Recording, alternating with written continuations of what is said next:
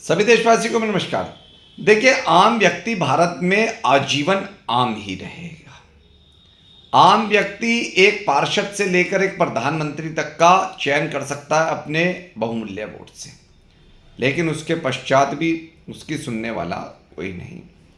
अब मैं बात करने जा रहा हूँ वह करने जा रहा हूँ, आपने भी देखा होगा, इस समय सोशल मीडिया पर भी चल रहा है और न्यूज़ चैनलों पर भी आप लोगों ने देखा होगा कि 20 रुपए की रिश्वत के लिए एक बाबू भाई प्रजापति अहमदाबाद के अंदर 20 रुपए की रिश्वत का उनके ऊपर आरोप था और उससे उन्हें बाइज्जत बरी होने के लिए 30 वर्ष लग गए। लेकिन दुर्भाग्यवशपूर्ण जब वह इस केस से बरी हुए कि आपके द्वारा 20 रुपए नहीं लिए गए थे और 30 वर्ष की उन्होंने लंबी लड़ाई लड़ी, और सिर्फ लड़ी किस लिए कि मैं समाज के अंदर ये संदेश दूं कि मैंने जो अपनी आजीवन नौकरी करी है किसी से कुछ नहीं लिया, और उस 20 रुपए का जो उन पर आरोप लगाया गया था रिश्वत का, 30 वर्ष के बाद उन्हें इंसाफ भी मिला। लेकिन दुर्भाग्यवशपूर्ण उन्हें इंसाफ अवश्य मिला, लेकिन उनके 1 या 2 दिन के पश्चात उनकी मृत्यु हो गई।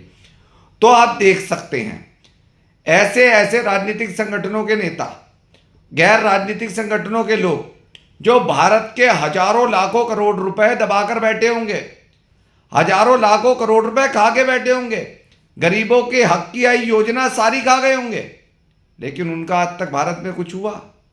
तो उसका उत्तर भी मैं स्वयं दूंगा, उनका आज तक भारत में कुछ नहीं हुआ। लेकिन एक आम व्यक्ति 20 रुपए की रिश्वत जो उनने नहीं ली थी और उसमें अपने आप को निर्दोष समाज के सामने सिद्ध करने के लिए 30 साल की लंबी लड़ाई लड़ता है।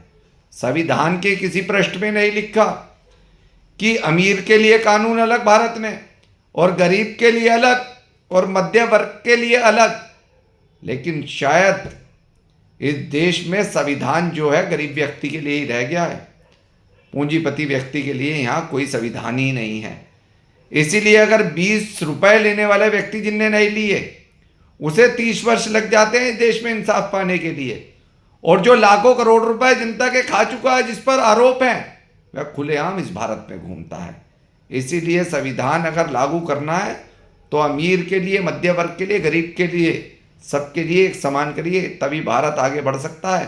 नहीं तो आने वाले समय में भारत के लोगों का भविष्य तो अंधकार में है ही है और भारत भी अंधकार में ही चला जाएगा अगर ऐसे ही चलता रहा तो। इसी के साथ मैं अपनी वाणी पर विराम देता हूँ। धन्यवाद।